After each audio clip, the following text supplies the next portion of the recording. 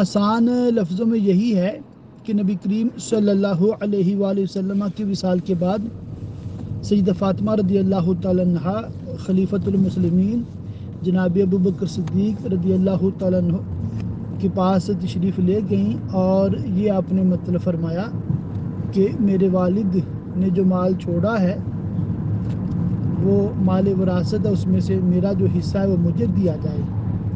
تو سیدنا ابو بکر صدیق رضی اللہ تعالیٰ عنہ نے مطلب جو وضاحت دی ہے اس کا خلاصہ یہ ہے کہ انبیاء کرام علیہ السلام جو مال چھوڑتے ہیں وہ وراثت نہیں ہوتا، وہ صدقہ ہوتا ہے۔ تو میں تو اپنی بیٹی کو بھی نہیں دے رہا، تو اس لیے آپ کو بھی وراثت کے طور پہ وہ مال نہیں ملے گا۔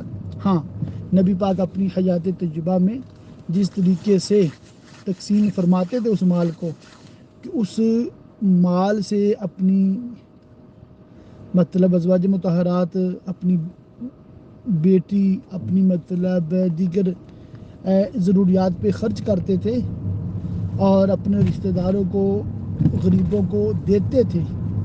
میں بھی انشاءاللہ تعالیٰ بالکل اسی طرح اس مال کو خرچہ کروں گا، استعمال کیا کروں گا اور بالکل سنت نبی پر عمل کروں گا۔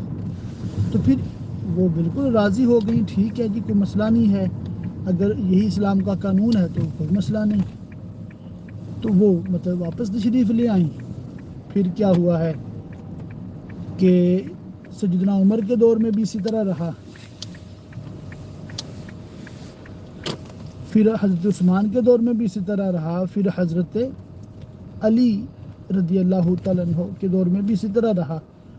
سیدنا حسن مجتبیٰ کا دور مبارک آیا تو انہوں نے بھی اس کو اسی طرح رکھا، تقسیم نہیں کیا رضی اللہ تعالیٰ عنہ اجمعین۔